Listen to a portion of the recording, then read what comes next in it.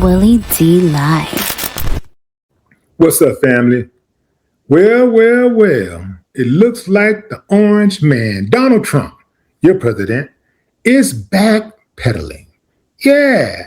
At first, after he posted that racist video of Barack and Michelle Obama depicted as monkeys, he was standing on 10. Now, after the backlash, he's backpedaling. Yeah, he's walking back his comments. Yeah, I want you to check out this story on ABC News. Ever since a racist video was posted on President Donald Trump's failed social media account, the White House has offered shifting responses. First, it dismissed fake outrage. Then it deleted the post and blamed a staff member. Trump later told reporters Friday that, "I didn't make a mistake." The Republican president insisted that before the video was posted, no one saw the part that depicted former President Barack Obama and former First Lady Michelle Obama as primates in the jungle. But the chair of the Congressional Black Caucus had a different explanation when she spoke to the Associated Press. It's very clear that there was an intent to harm people, to hurt people with this video, said Representative Yvette Clarke, Democrat, New York. The AP interviewed Clarke, who leads the group of more than 60 Black House and Senate members, hours after the video was deleted on Friday, and she was unsparing in her criticism. As my mother would say, too late, mercy's gone. And it provides an excerpt, or actually the transcript of the edited video, the edited interview. And I'm just going to go, I just want to just go through maybe one or two of these questions just to give you guys some context here. What was your reaction when you saw what the post? I actually supposed to say when you saw the post. We're dealing with a bigoted and racist regime. Every week we are, as American people, put in a position where we have to respond to something very cruel or something extremely off-putting that this administration does. It's a part of their MO at this point. Do you buy the White House explanation that this was an AIDS mistake? They don't tell the truth. If there wasn't a toxic and racist climate within the White House, we wouldn't see this type of behavior regardless of who it's coming from. Here we are in the year 2026, celebrating the 256th anniversary of the United States of America, the 100th anniversary of the commemoration of Black history. And this is what comes out of the White House on a Friday morning. It's beneath us all. And I want to stop right there and say this to Representative Clarke. It is not beneath us all. Clearly, for some, it is right on par. It is right there at eye level. Yeah, man, you have to recognize that there are uncivilized mutts in this country, and many of them run this country. Now, Representative Clarke also said later on that this is America's chance to change. You know how many times America had a chance to change? This raggedy motherfucker don't want to change. This is what they do. This is who they are. They don't want to change. So you got to get that out of your head. They don't want to change. If there's going to be change in this country, I'm talking about really meaningful change, the whole thing going to have to kind of implode, right? It's going to have to just be, it's going to have to hit a reset button going to have to happen. And that means everybody in power got to be taken out of power. Because what happens is legacy. You know, when they go, they bring up others just like them. Their kids become them. Their kids become them. Their neighbors become them. Their nephews and nieces become them. So that's why it's still going strong to this day. I compiled a list of real world examples that many people point to when they say Black Americans are not consistently safe in the United States. This is not about rhetoric, all right? It's not about rhetoric. This is a pattern. Let's start with disproportionate police violence. Black people are killed by police at a significantly higher rates than whites, even though they are more likely to be unarmed during encounters. Routine traffic stops turning deadly.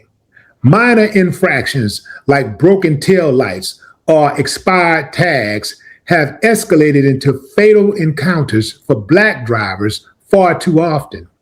Qualified immunity shielding misconduct. Officers who harm or kill Black civilians are rarely convicted, in reinforcing a system where accountability is the exception, not the rule. Let me stop right there, because I know some of y'all are like, well, what about the Black on Black? What about the Blacks killing the Blacks? You know the Blacks be killing the Blacks. Yeah, and it's a shame that we have to consistently educate y'all dumbasses on the same thing over and over and over again. Blacks kill Blacks. More Blacks kill Blacks than anybody. More whites kill whites than anybody. More Latinos kill Latinos than anybody. More Asians kill Asians than anybody, because crime is about proximity, not skin color, you dumb bastards.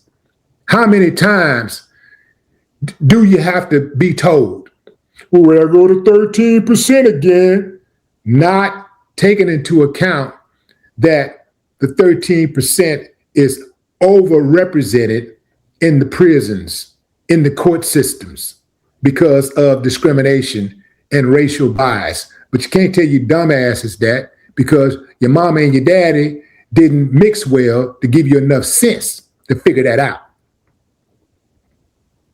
Vigilante violence with lenient outcomes.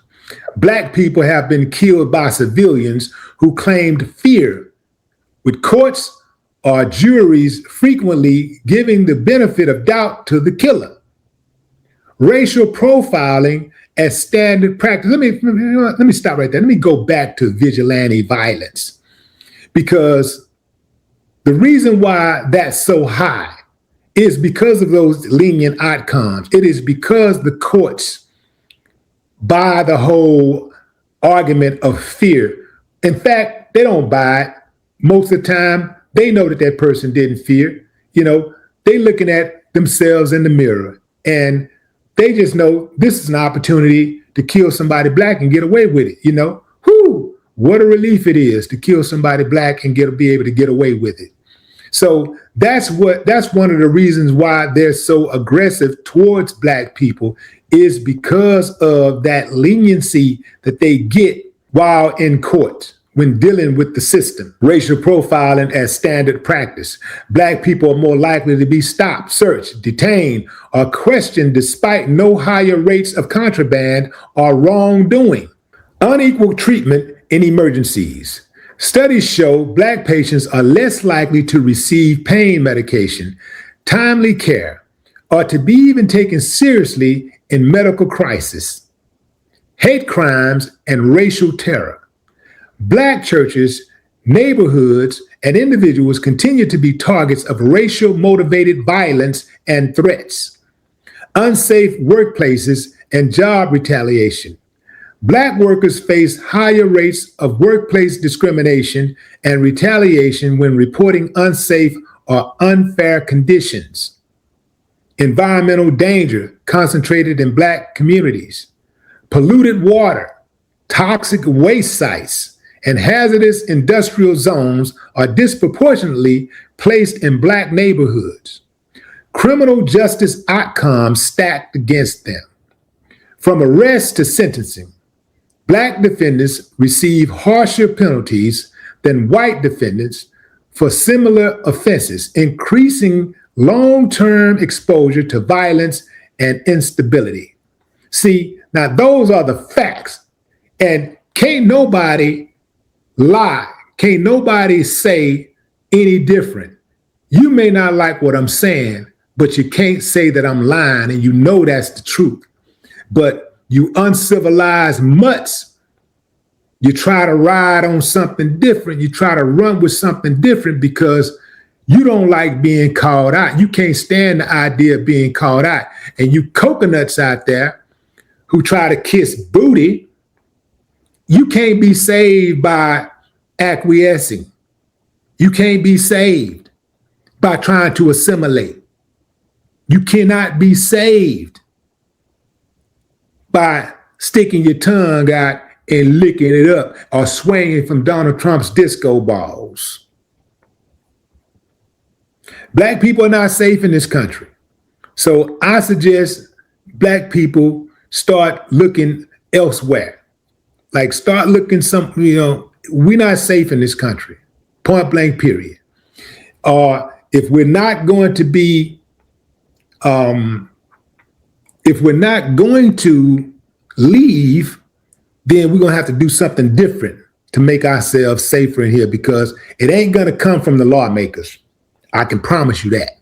The only way it comes from the lawmakers if they feel some pressure. And the only way they're going to feel some pressure is if Black people apply it. No more talk.